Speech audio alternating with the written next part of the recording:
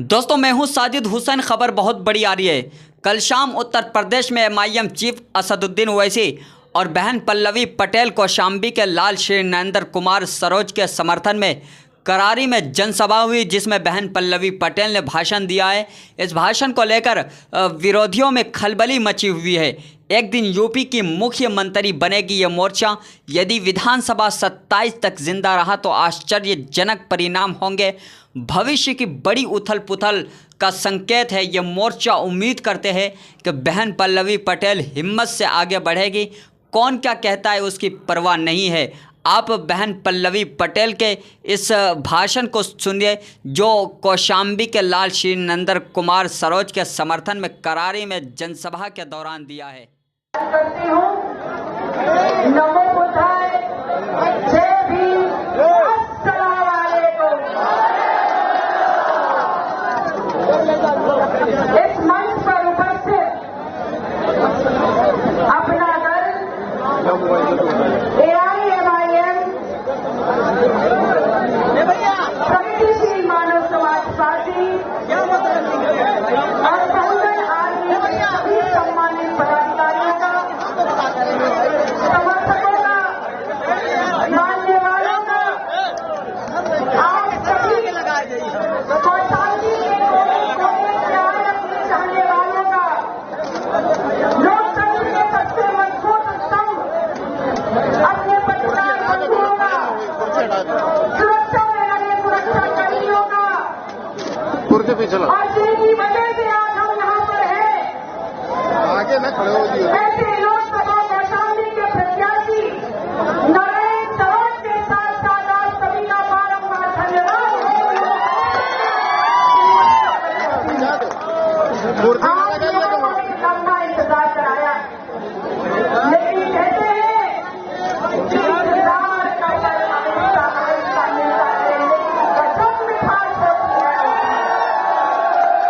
और मुझे कहने में कतई गुरेज नहीं कि चंद मिनटों में हमारे बड़े भाई बैरिस्टर असद साहब आपके बीच में आ सकते हैं। लेकिन ये भी चेतावनी दे रही हूँ प्रशासन को कि आज इस देश के एक नेतृत्व नेता को लखनऊ से यहाँ पहुंचने में जिस बात से जगह चुनावी रिस्ट्रिक्शन का नाम लेकर के आपने तलाशी की बंदिशों में बांध करके कौन साजिश की है कि वो यहाँ ना पहुंच पाए। लेकिन मैं तब भी कहती हूँ कि अगर हौसला जिंदा है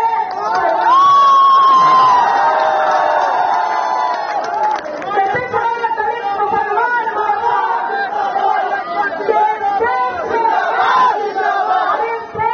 राजनीति में तेज भारी तलवार से भी तेज और खतरनाक बनेगा, क्योंकि इसमें आशीर्वाद है पटेल राजमाता कृष्णा पटेल अपना दल का, क्योंकि इसमें सहयोग और समर्थन है, ऊर्जा है।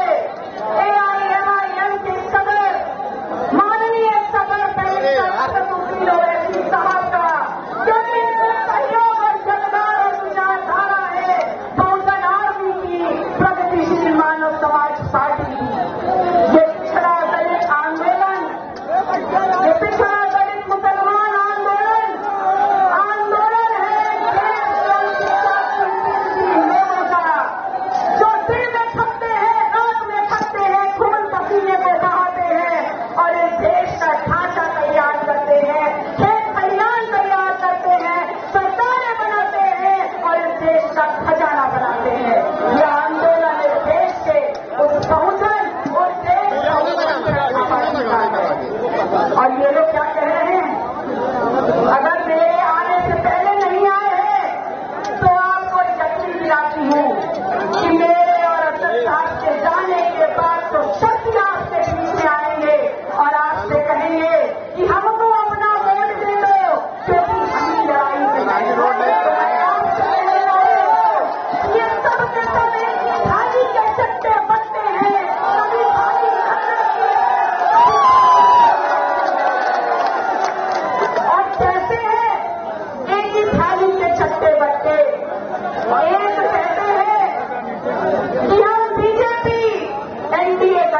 मुसलमान हैं, हमें वोट दे दो, हम आपकी किस्मत और इस देश की दशा दिशा बदल देंगे।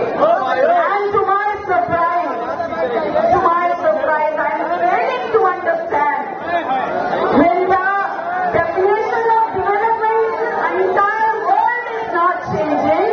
मतलब मुझे समझ में नहीं आ रहा है कि मैं कैसे समझूं जब दुनिया के किसी कोने में एक दशक 10 साल में देश के विकास की परिभाषा नहीं बदलती, तो 2014 में जो आए थे वो 2024 में देश की परिभाषा कैसे बदलेगी।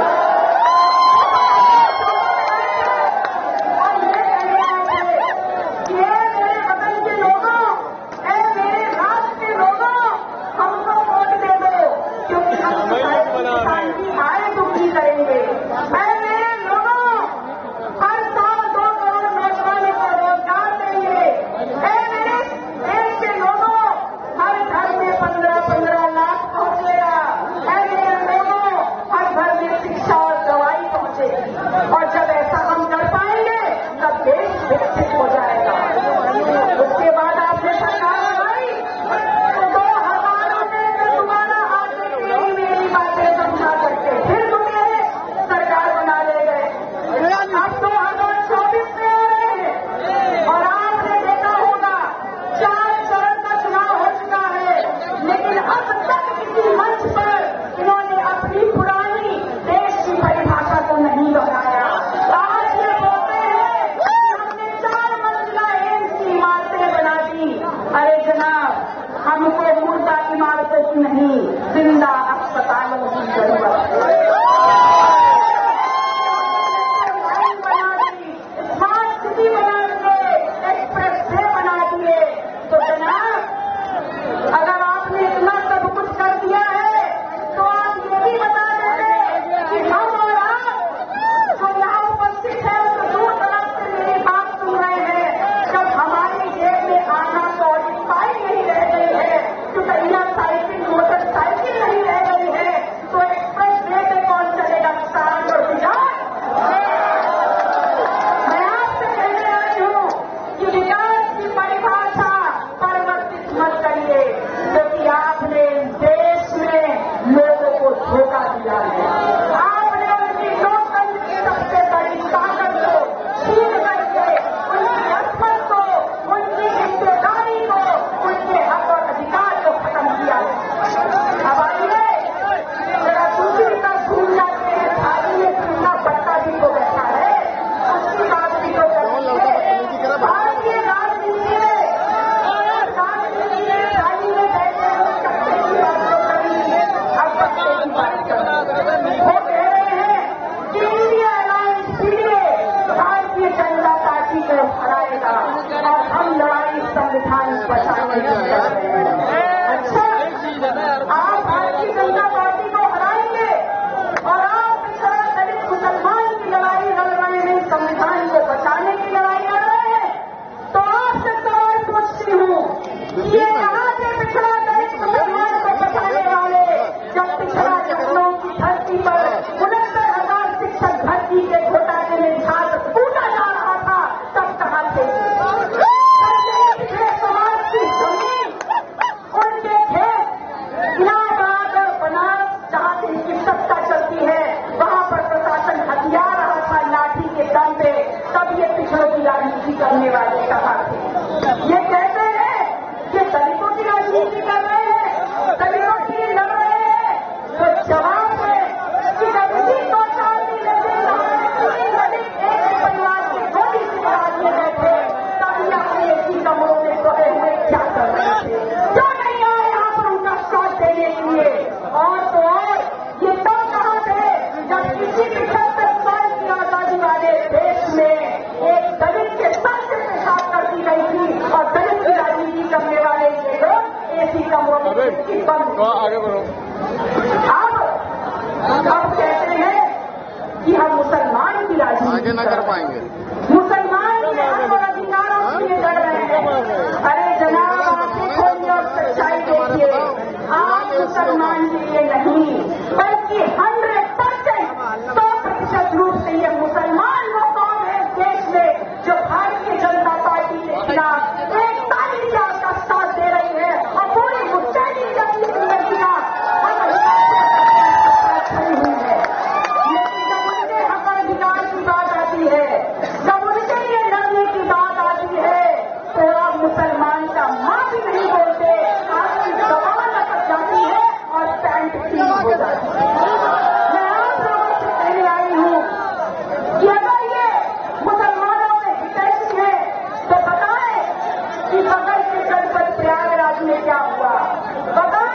गाजीपुर में क्या हुआ मुझे बताने की जरूरत नहीं, आप सबको पता है।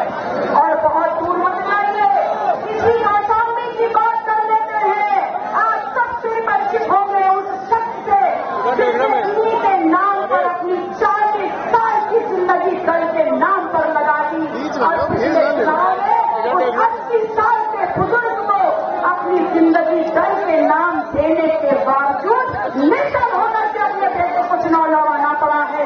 और ये कहते हैं मुसलमानों का साथ देते हैं, ये मुसलमानों का साथ देते हैं, तो कैसे भूल गए कौशाम्बी के उस बेटे को जिसने मुसलमान होते हुए अपनी अरबों खरबों की अपने नाम पर लिखी हुई जमीन इनको अपना अच्छा चलाने के लिए दे दी, ये उसको भी भूल गए। अरे एहसान फरामोश है, ये क्या आपके लिए लड़ेंगे? और तो और ये भी बता दूं कि मुसलमानों के लिए लड़ रहे हैं ना, मुसलमान इनकी साथ खड़ा होता है ना, तो कल आप लोगों ने सब लोगों ने इसी जनपद कौशाम्बी में उनका मंच देखा होगा। क्या उनके मंच पे लगे हुए बैनर पे जिनको हम मानते हैं, आप सब मानते हैं, समाजवादी पार्टी के कद्दावर नेता आजम जहर साहब की क्या 1 मिलीमीटर की फोटो दिखाई दी थी? और कहते हैं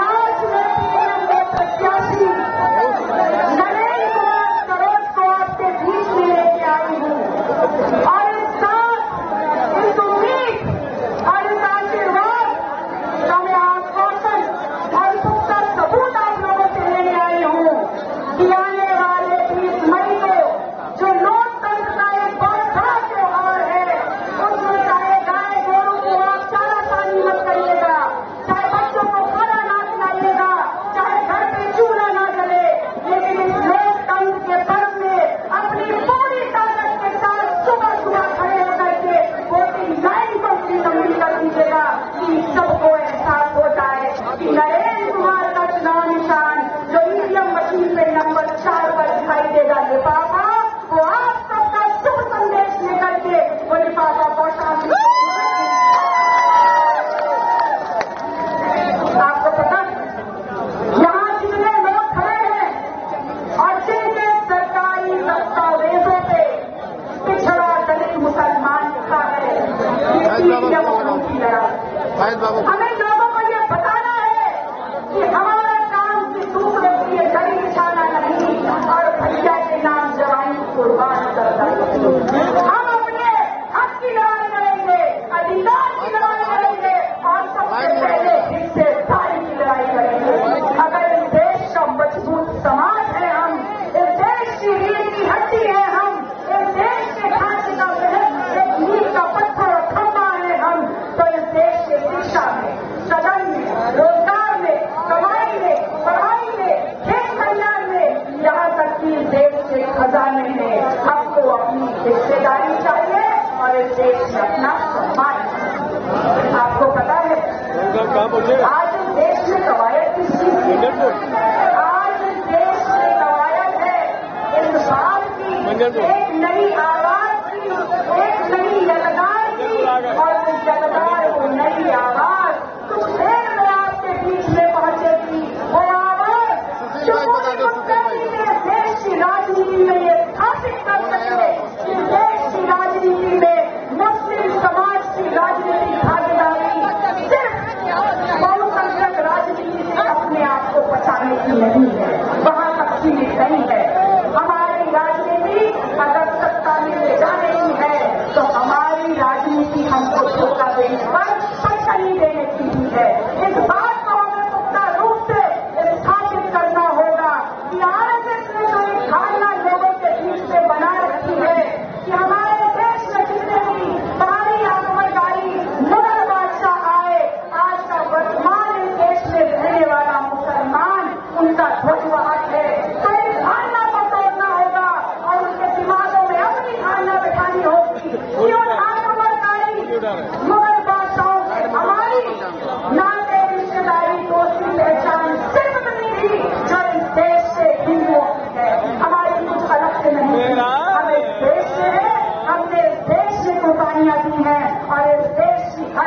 पर हमारी जाति के अनुपात में हिस्सेदारी है। नहीं आराम से दोगे तो छीन लेंगे। मैं आप लोगों को कहने आई हूँ प्रदीप भाई कि देश के लोगों को 5 किलो राशन देने की लाइन में लगा करके खत्म करने का काम कर रहे हैं। तो अगर 5 किलो राशन दे तो 50 किलो ले लेना, 50 किलो दे तो 1 कुंटल ले लेना। राशन हमारे खेत खलिहानों का है, जो फसल वो छुट्टा साग छोड़ करके खत्म कर देना। तो आप लोगों से पूछते हैं कि भारतीय जनता पार्टी को हराने के नाम पर जिनको आप वोट दे रहे हैं, क्या वो आपकी गरीबी में आपके साथ हैं? क्या वो आपकी दुश्वारियों में आपके साथ हैं? क्या आपके ऊपर उठने वाली आग और आपके ऊपर उठने वाले हथियार में वो आपके साथ हैं? बिल्कुल नहीं है। बल्कि जैसे ही एक सीबीआई की नोटिस मिलती है, वो अपने अपनों के साथ नहीं होते, वो आपके साथ क्या करेंगे। मैं आप लोगों से कहने आई हूँ कि ये युद्ध बहुत बड़ा है और इस युद्ध में हर किसी को अपनी हिस्सेदारी देनी हो। लोग आपके बीच में आएंगे और कहेंगे मैं उसका चेला हूँ, मैं इसकी चेली हूँ, लेकिन मैं कहती हूँ कि मैं किसी की चेला चाटी नहीं हूँ। मैं डॉक्टर सोनेलाल पटेल की औलाद हूँ, एक शेर की औलाद हूँ। ना झुकूंगी और ना पीछे हटूंगी। अगर आप लोगों का पूरा साथ सहयोग मिला तो मेरा तो ये संकल्प है कि इस आंदोलन को और तेज धार देकर के पूरे देश में फैलाएं। और मुझे पूरा यकीन है कि आने वाली 20 तारीख को आप हम सब लोगों को वो खुशी देंगे, समाज को वो इज्जत वो सम्मान से नवाजेंगे कि जैसे एक बार सिराथू का इतिहास बनता था, कौशाम्बी का इतिहास भी बदलेगा। मैं आप लोगों से ये कहने आई हूँ कि आप सब लोग ये याद रखिएगा कि ये लड़ाई स्वाभिमान की है, ये लड़ाई हिस्सेदारी की है, और उससे ज्यादा ये लड़ाई इस बात की है कि कल हमें अपनी आगे आने वाली पीढ़ियों के सामने इस उदाहरण को रखना है कि जब तमाम सियासी ताकतें हम लोगों का सर कुचल रही थी, उस दिन हम लोग वो लोग थे तो अपना झंडा लेकर के, विचारधारा लेकर के उनके सामने खड़े होकर के लड़ रहे थे, तलवार भी चला रहे थे और धार भी लगा रहे थे। ये उदाहरण हम लोगों को पेश करना होगा और ये बताना होगा कि हम लोग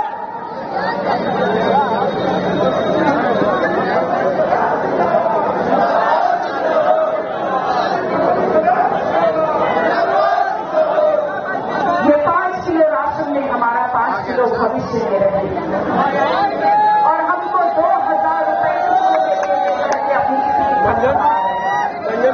मैं आप लोगों से कह रही हूँ कि अगर 2000 दे तो 2000 रख लो, अगर 30,000 दे तो 30,000 रख लो, क्योंकि ये इनकी तत्काल में छपा हुआ पैसा नहीं है। ये आज जो हमारी जेब से नोटबंदी के बाद निकाला हुआ पैसा है और हम सबको पाई पाई के लिए मोहताज कर दिया है। 2014 में हमको बेवकूफ बना के निकाला था हमारा वोट। 2017 नोटबंदी की और 19 में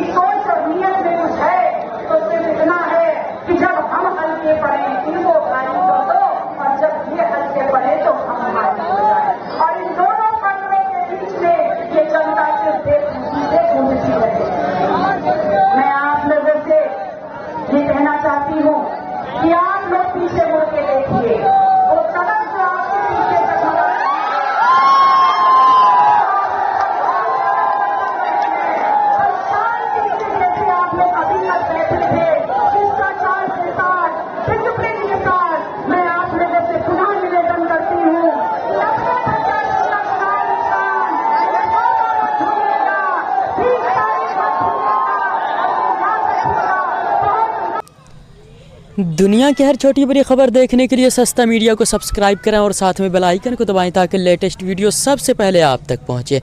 अगर आप सस्ता मीडिया फेसबुक पेज पे देख रहे हैं तो पेज को फॉलो और लाइक ज़रूर करें।